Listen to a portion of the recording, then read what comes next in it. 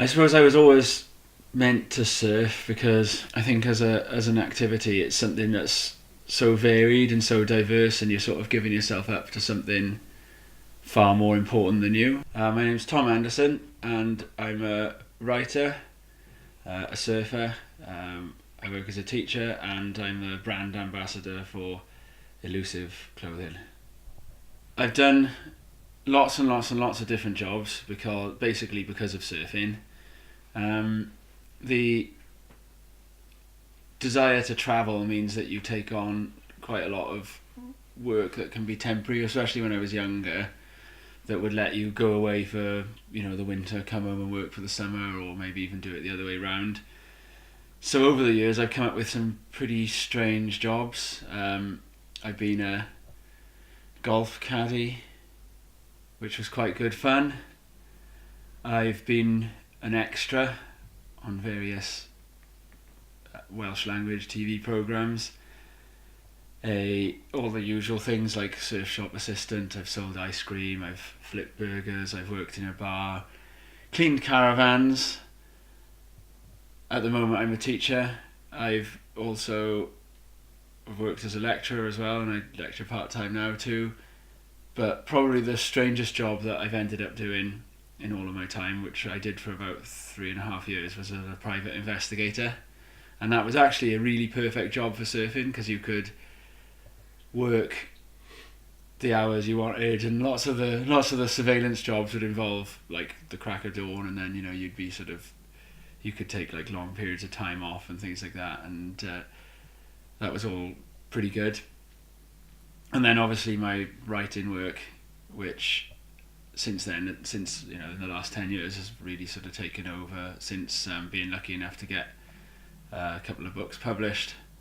I suppose I was always meant to surf because my grandfather had been a big surf life-saving figure in this town, and my dad was a competitive surfer himself.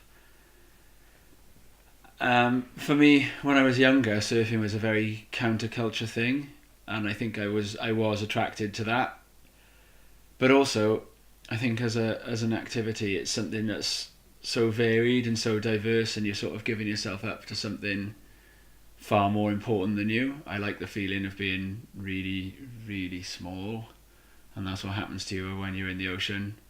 You probably saw the telescope I got in the other room. I also enjoy looking at the big, huge objects in space. And I think that when you're surfing, what you're basically doing is you're tapping into like an energy or a rhythm that is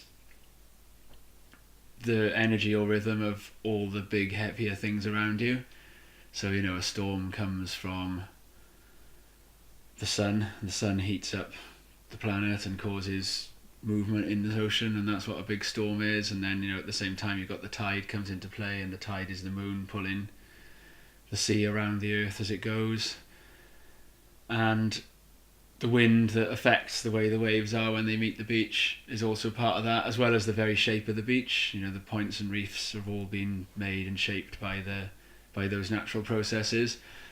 So the idea that you can sort of jump on and play with it is really interesting to me. But also, it's such a varied discipline surfing is. You can go longboarding one day, another day you can go out on a single fin, you can go and grovel really small waves, or you can go and surf a really crowded peak and enjoy the aggro of it. You can do a competition, you can go and surf big wild waves on your own somewhere, or you can go to Indonesia and surf waves that are excruciatingly perfect. It's just such a varied thing,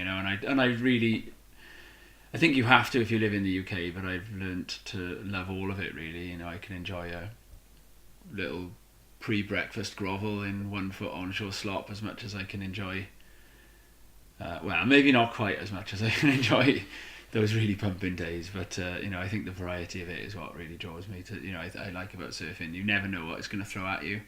I'd always written, like kept little diaries and things like that about surfing. It's quite funny actually. I got a diary from South Africa 15 years ago, and it's really interesting because in my old young handwriting, I've scribbled about how good this kid is in the water in Durban called Jordan Smith, a little 12-year-old kid, and how fast he is.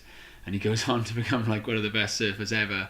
But it's always been, I've always had that feeling that if I'm sort of recording it or writing it down, I don't really, I suppose when you write non-fiction, it kind of is a way of preserving the experience or allowing you to relive it. But then when you actually get to write a book and bump into other people around the world who've read your book, it's like they've had your experience from you, through you or something in the same way. And the thing that I've always been most inspired by, or most inspired to express, is my love of the ocean and writing. And so surfing was always the thing that I could really be passionate about as a writer.